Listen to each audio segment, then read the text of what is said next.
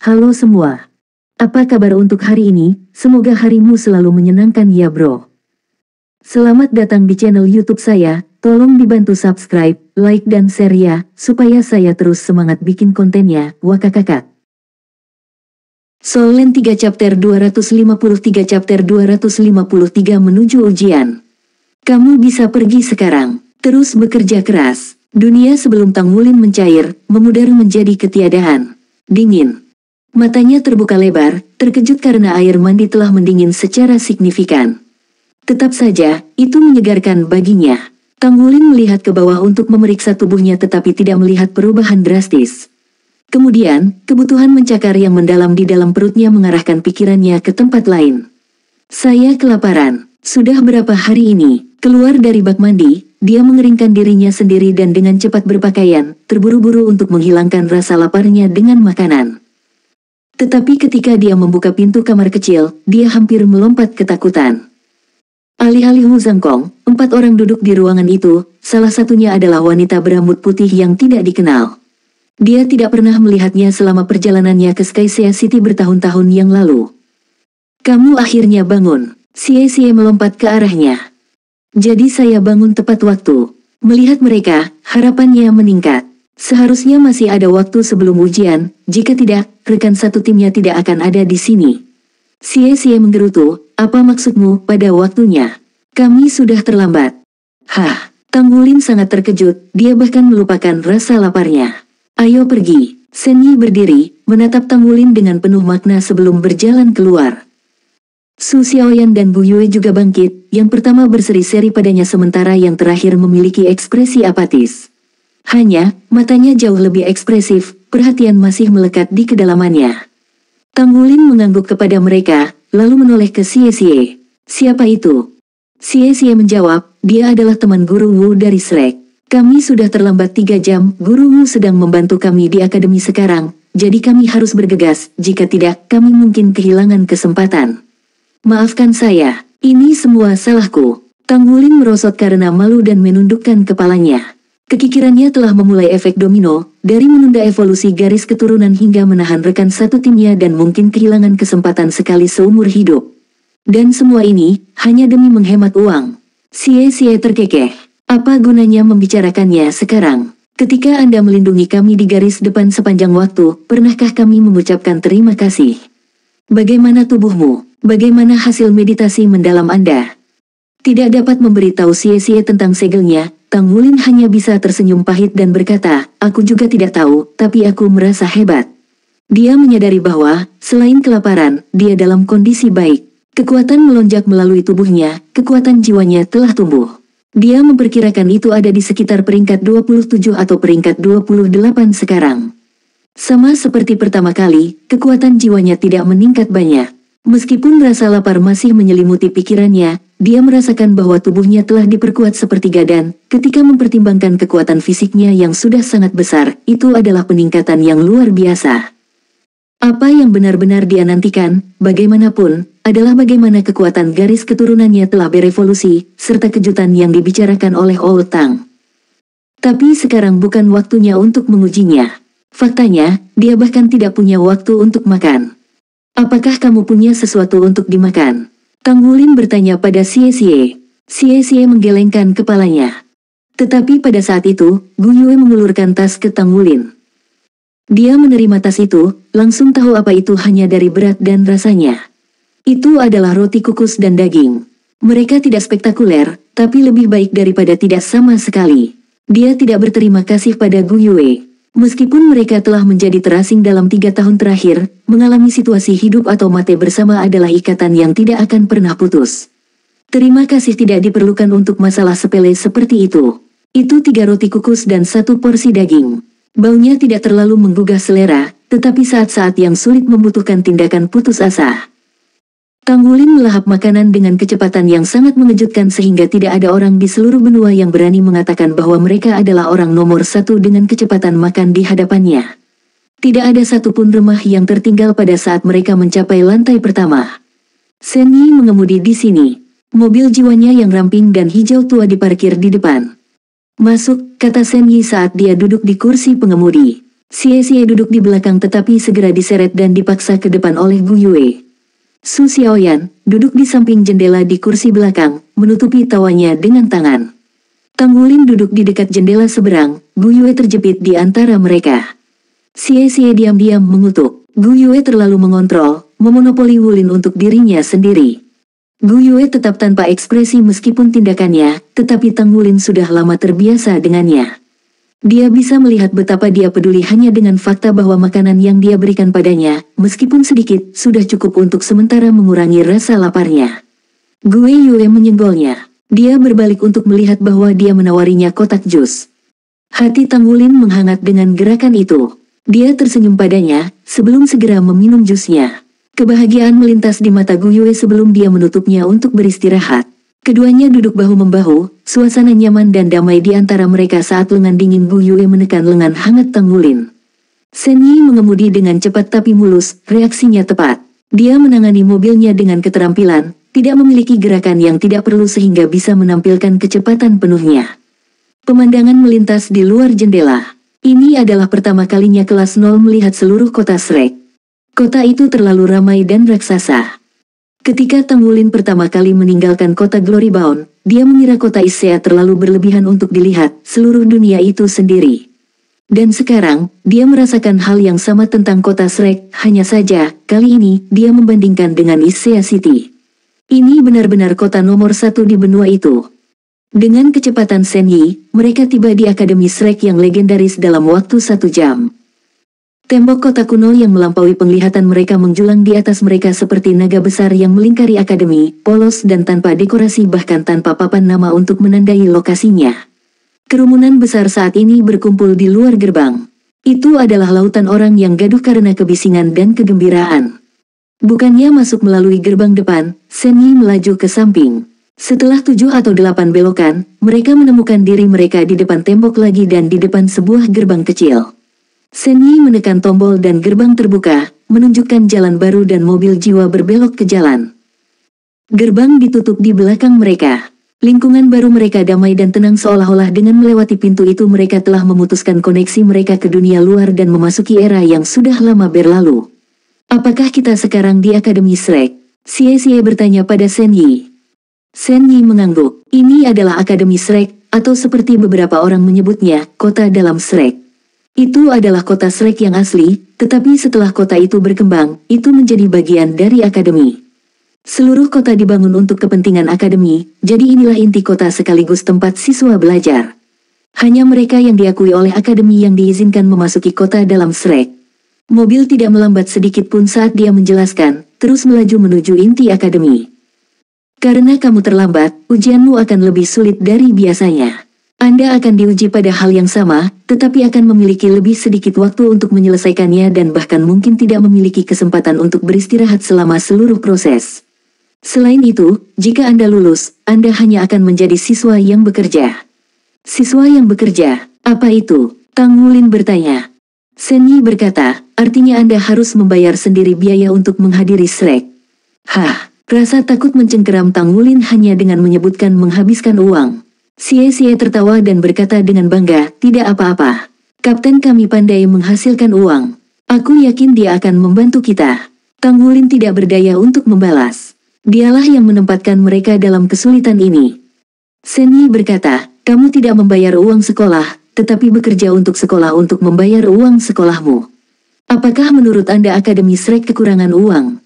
Siswa normal semuanya hadir secara gratis. Kerja. Suasana hati Tang Wulin terangkat saat dia mendengar ini. Dia tidak pernah menjadi orang yang mundur dari kesulitan. Xie, di sisi lain, membuat ekspresi masam saat kata-kata keluar dari mulutnya. Apa pekerjaan? Solen 3 chapter 254. Chapter 254 Naga Emas dan Naga Hitam.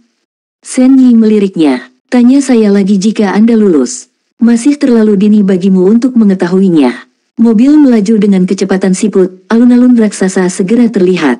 Tanah di alun-alun itu terbuat dari batu abu-abu pucat, yang lebih besar dari batu hitam yang membuka jalan.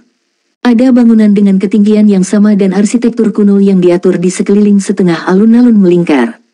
Hanya dengan menggunakan mata mereka untuk memperkirakan, kelas 0 dan Shen Yi menentukan bahwa alun-alun itu setidaknya berdiameter 1 kilometer. Bangunan-bangunan itu terbuat dari batu, dengan berbagai ukiran di dalamnya. Berada dalam setengah lingkaran bangunan adalah alun-alun, dan di tengah alun-alun ada kolam buatan melingkar dengan diameter sekitar 100 meter. Di tengah air mancur berdiri sebuah patung megah. Ketika Tang Wulin menyadari identitas patung itu mirip dengan yang ada di Tang Sek, jantungnya berdebar kencang di dadanya. Seperti aslinya, karya seni itu menampilkan satu-satunya orang yang bisa dibandingkan dengan Tang San, pendiri Sekte Tang. Itu adalah pendiri Pagoda Roh, penguasa paviliun Dewa Laut di Shrek di era itu. Roh Es Douluo, Huo Yuhao. Dia diukir sebagai pusat dan sosok yang dihormati, roh-roh agung yang mengelilinginya seolah-olah mereka adalah penjaganya. Spirit Es Douluo Huo Yuhao adalah satu-satunya makhluk di zamannya yang naik ke dewa. Bahwa patungnya dapat ditemukan di sini adalah kesaksian atas pengaruhnya yang besar. Patungnya ada di Sekte Tang, Pagoda Jiwa, dan bahkan di sini. Mata Tang Wulin berbinar kagum. Ini adalah Spirit Ice Plaza. Dibangun 10.000 tahun yang lalu ketika Akademi Shrek mulai berkembang menjadi tempat yang sekarang menjadi pusat kota. Saat ini gedung sekolah utama untuk pelataran luar berada di sini. Seperti yang mungkin sudah Anda duga, itu dinamai dari roh Es Douluo yang mengguncang dunia, Huo Yuhao. Saya yakin Anda semua pernah mendengar tentang legendanya, jadi saya akan berhenti di situ. Ayo masuk ke gedung sekolah sekarang. Setelah penjelasan sederhananya, Shen Yi membawa mereka menuju lingkaran bangunan.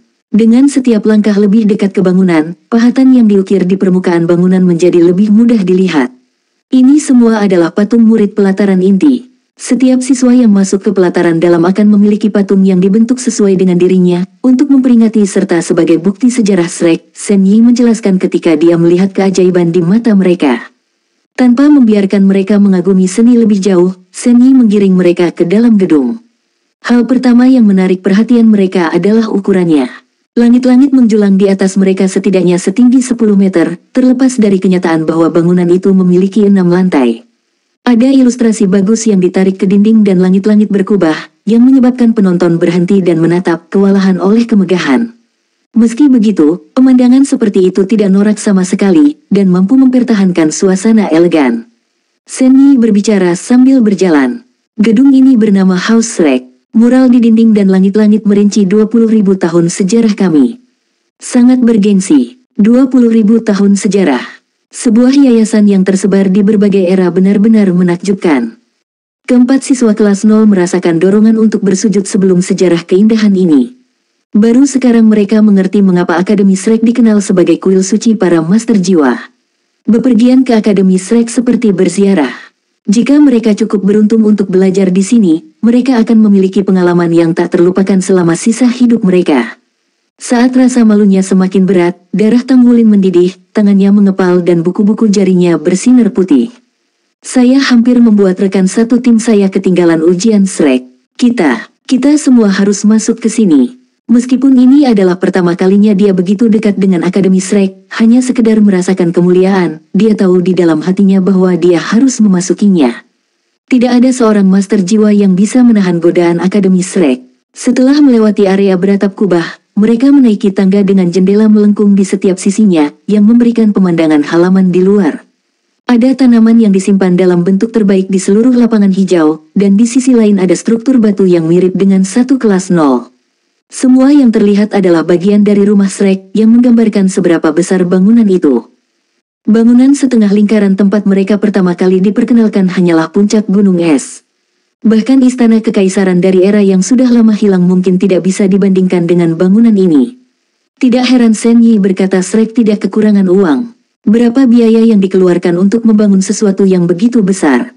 Tang Wulin menarik napas dalam-dalam. Membenamkan diri di lingkungan terasa luar biasa. Setelah melewati 2 koridor lagi, mereka tiba di aula bundar. Langit-langit kubahnya membentang setinggi 20 meter. Selain itu, ada mural yang dilukis di langit-langit seperti aula sebelumnya. Saat kelas 0 mengamati lukisan mendetail, tubuh mereka gemetar, lutut tertekuk di bawah mereka. Meskipun jarak 20 meter memisahkan mereka dan lukisan dinding, rasanya seperti gunung membebani bahu mereka. Ada naga hitam besar di lukisan dinding. Matanya bersinar keemasan, bahkan lebih mencolok dengan latar belakang wajah kayu hitamnya, dan sayapnya terbentang lebar. Cahaya ungu meledak dari tubuhnya. Itu jelas lukisan, tapi jelas sampai mengaburkan garis antara fiksi dan kenyataan. Setiap skala naga dapat dihitung tanpa kesulitan, tanpa kehilangan satu pun. Lukisan dinding itu memberikan tekanan yang tak terbendung pada penonton, seolah ruangan itu sendiri runtuh di bawah kekuatan naga. Dibandingkan dengan rekan satu timnya, reaksi Tang Wulin lebih tenang. Ketika tekanan yang tak terlihat berusaha untuk mendominasi dirinya, darahnya meraung beraksi, dengan sombong menyangkal kekuatan naga hitam dan memberinya semangat. Dia berhasil berdiri tegak di depannya, tidak terpengaruh. Keberanian Bu Yue hampir menyamai keberaniannya. Setelah beberapa saat gemetar dan terkejut, dia mendapatkan kembali dirinya. Su Xiaoyan dan Xie Xie, sebaliknya, sangat terpengaruh. Su Xiaoyan gemetar dan hampir pingsan, wajahnya pucat karena syok. Xie Xie berada dalam kondisi yang lebih buruk. Lututnya langsung menyerah, tetapi dia ditangkap oleh Tang Wulin sebelum dia jatuh ke tanah. Sensasi aneh menyelimuti dirinya saat dia bersentuhan dengan aura kaptennya, menghilangkan rasa takutnya yang cukup sehingga dia bisa berdiri teguh lagi. Pada waktu yang tidak diketahui, Shen Yi telah menghilang, meninggalkan keempat siswa itu sendirian. Gelombang demi gelombang tekanan menghantam mereka, masing-masing lebih menakutkan dari yang terakhir. Alis Tang Wulin berkerut, dia bisa merasakan Xie Xie gemetar dengan setiap gelombang tekanan, mendekati titik keruntuhan. Tersadar dari pingsannya, Tang Wulin telah memperhatikan bahwa Shen Yi tidak lagi hadir. Dengan demikian, dia sampai pada kesimpulan bahwa tempat ini menyimpan lebih banyak rahasia daripada pada pandangan pertama. Ini kemungkinan merupakan bagian dari ujian mereka. Tang Wulin mendengus, cahaya keemasan menyala di kedalaman matanya saat kekuatan garis keturunannya bergerak. Sisik emas muncul di lengan kanannya, berdenyut dengan kekuatan lebih dari sebelumnya. Dia bisa merasakan darahnya meluap dengan kekuatan. Setelah timbangan menyebar di lengannya, mereka terus melewati bahunya ke tulang selangkanya, dan kemudian ke sisi kanan tubuhnya. Bagian kanan lehernya tidak dikecualikan. Esensi darahnya membentang di luar tubuhnya dan menyelimuti rekan-rekannya dalam upaya untuk melindungi mereka. Soul Land 3 Chapter 255 Chapter 255 Potensi monster kecil. Tang Wulin sendiri menganggap fenomena ini aneh, tetapi menepisnya. Dengan mendengus dingin, dia menghilangkan beberapa tekanan penghancur naga hitam itu. Sekarang Xie Xie dikelilingi oleh esensi darah Tang Wulin, dia akhirnya bisa mendapatkan kembali ketenangannya. Meskipun Xie Xie tidak dapat merasakan esensi darah Tang Wulin, dia merasakan rasa aman yang tak tergoyahkan berdiri di sampingnya. Selama dia berada di samping Tang Wulin, semuanya akan baik-baik saja. Hah, Shen Yi muncul dari sudut pilar batu, seorang pria tua mengikuti di belakangnya. Orang tua itu mengenakan jubah hijau tua, wajahnya sangat terkejut. Dia mengangguk setuju ketika dia melihat Tang Wulin. Tidak buruk, dia memiliki potensi monster kecil. Sudah bertahun-tahun sejak terakhir kali aku melihat seseorang yang mampu menahan tekanan Raja Naga Hitam bermata emas. Tanpa diketahui kelas 0, mural di atasnya dilukis oleh seorang judul Doluo yang mengkhususkan diri pada lukisan. Namun, satu-satunya alasan mengapa itu bisa menimbulkan teror seperti itu di hati mereka adalah karena itu dilukis dengan setetes darah dari makhluk jiwa terkuat di hutan Do Bintang Besar, Raja Naga Hitam bermata emas yang menakutkan. Setetes darah itu didapat dari pertarungan legendaris antara naga dan anggota terkuat Akademi Shrek. Mural ini menguji kekuatan spiritual peserta ujian. Semakin lama mereka bertahan, semakin tinggi skor mereka. Shen Yi juga tercengang. Dia awalnya memberi label Bu Yue sebagai siswa kelas 0 yang paling menjanjikan, tetapi sekarang, Tang Wulin telah muncul sebagai siswa lain yang menjanjikan. Dalam sejarah panjang Aula Naga Hitam ini, tidak ada yang pernah menggunakan aura mereka sendiri untuk menahan kekuatan lukisan dinding tersebut. Peserta ujian selalu dipaksa untuk menolaknya dengan kekuatan mereka sendiri. Elderly, skor uji coba ini. Elderly melirik Tang Wulin. Beri anak itu nilai penuh. Adapun 3 lainnya, kurasa keberuntungan adalah aspek kekuatan seseorang. Berikan 8 poin sisanya. Terima kasih, Tetua Li. Mata Shen Yi berbinar kegirangan. Tanpa perlu diberitahu, keempat siswa itu menoleh ke yang lebih tua dan membungkuk. Penatua tersenyum dengan rendah hati. Aku hanya ingin melihat orang tua itu, Zhu Xi. Itu tidak mengubah fakta bahwa kamu semua terlambat. Dia pergi, tetapi berbalik sekali lagi untuk memberi Tang Wulin anggukan setuju sebelum berjalan pergi. Tindakannya tidak bisa dimengerti. Ujian ini dibagi menjadi banyak cobaan. Setiap uji coba memiliki skor maksimum 10 poin, Tetapi untuk lulus, Anda memerlukan minimal 6 poin dan poin Anda akan dijumlahkan di akhir ujian. Poin akan dikurangi untuk bagian yang gagal dan ditambahkan untuk bagian dengan skor penuh. Jadi sebenarnya, keberuntungan Anda cukup bagus untuk bagian pertama. Shen Yi mengangguk puas. Ikuti aku. Kami sudah menyelesaikan uji coba pertama. Xie mengacungkan jempol Tang Wulin. Mereka baru menyadari saat itu bahwa pencobaan menguji kekuatan spiritual mereka. Semakin besar kekuatan spiritual mereka, semakin lama mereka bisa menahan tekanan. Meskipun kekuatan spiritual Xie melampaui norma, dia masih jatuh datar dibandingkan dengan standar Shrek. Jika bukan karena Tang Wulin, dia akan gagal dalam uji coba ini. Skor Gu Yue bisa lebih tinggi, tetapi tidak mungkin bagi Su Xiaoyan dan dia untuk mendapatkan 8 poin. Kesadaran bahwa mereka baru saja lulus uji coba pertama menghantam mereka dengan keras, dan mereka tanpa sadar bergerak untuk mengambil formasi pertempuran mereka saat mereka berjalan. Tang Wulin berdiri di depan sebagai kepala tombak, Xie sedikit di belakangnya, sementara Su Xiaoyan dan Gu Yue berada di garis belakang. Setelah melewati koridor, mereka sampai di aula lain. Shen Yi berhenti dan berbalik menghadap keempat siswa itu. Tunggu di sini, sidang kedua akan segera dimulai. Dia pergi tanpa menjelaskan isi persidangan berikutnya. Akademi Shrek sudah bermurah hati untuk membiarkan mereka mengikuti ujian meski terlambat. Berbeda dengan peserta ujian lainnya, mereka tidak perlu berbaris dan karena itu hanya bisa melewati ujian tanpa istirahat. Sekilas, Tang Wulin memberi isyarat kepada Xie dan Su Xiaoyan, yang kemudian segera duduk bersila dan mulai bermeditasi.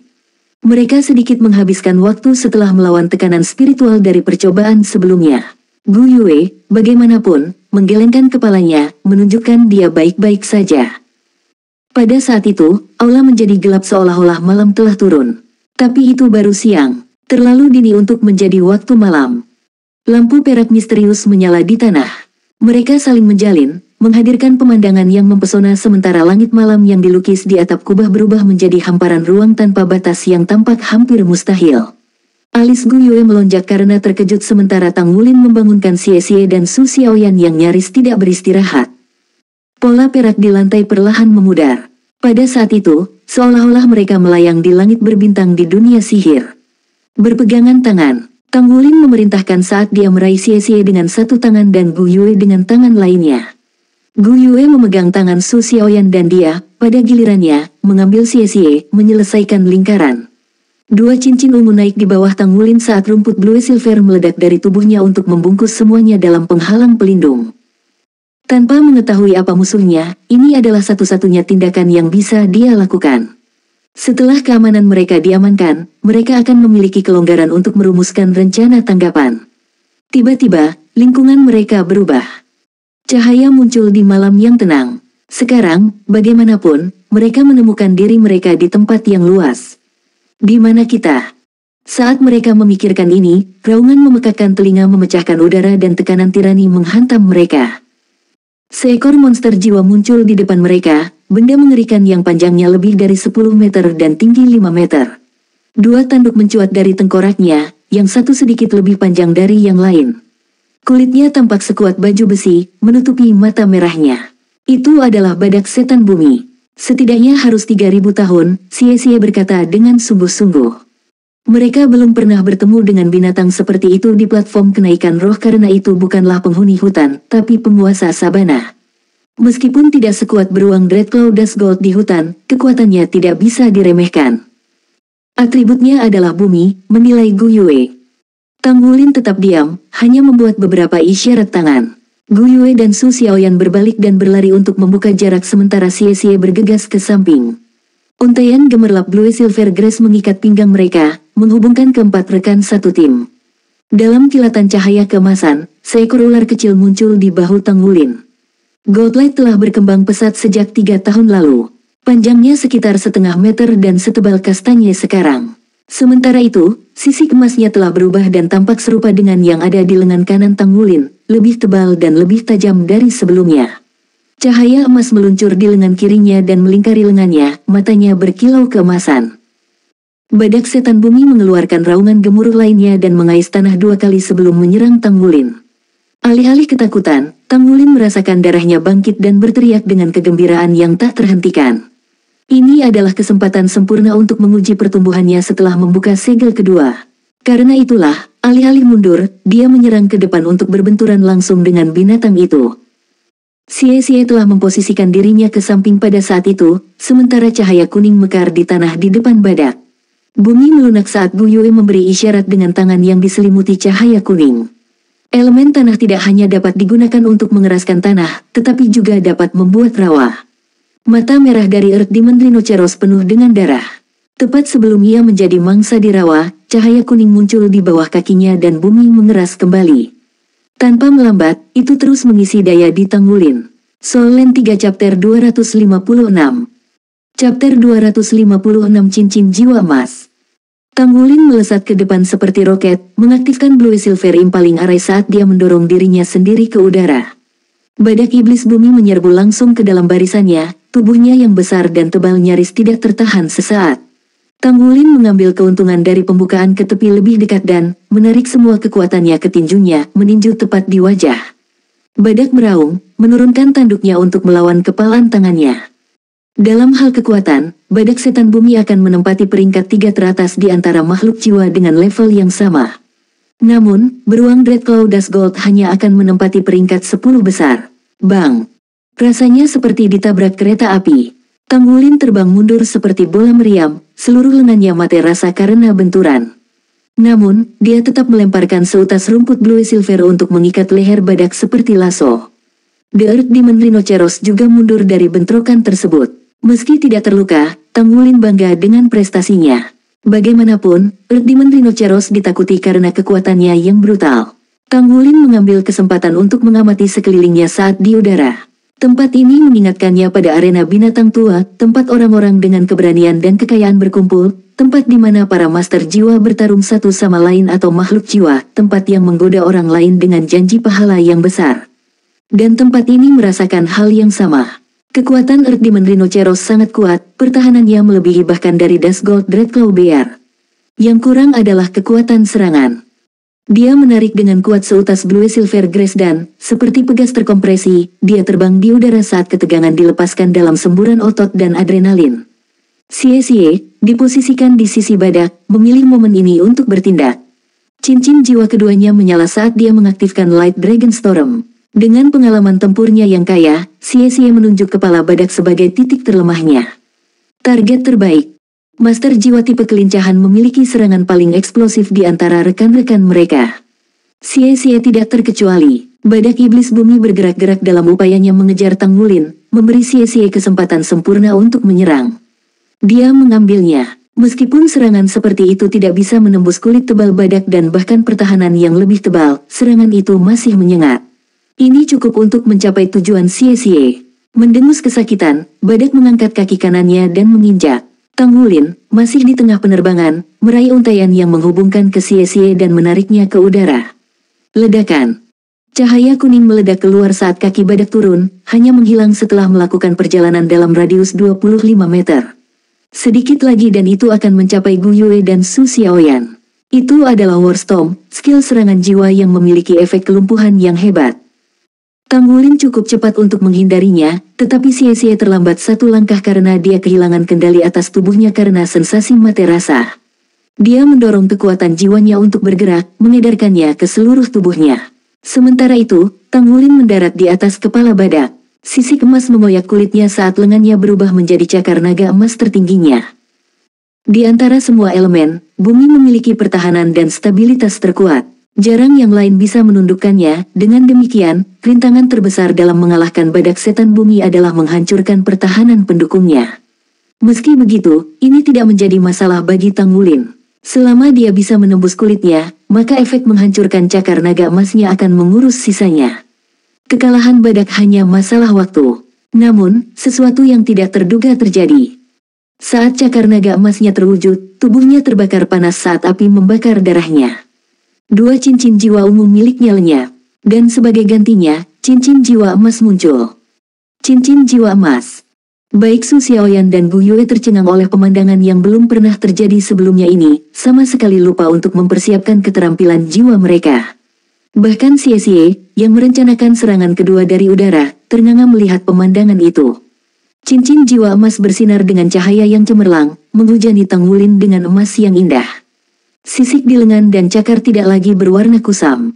Sekarang, mereka bersinar lebih terang dari berlian. Aura kuat dari esensi darah berkumpul di sekelilingnya sementara tubuhnya membengkak dengan kekuatan.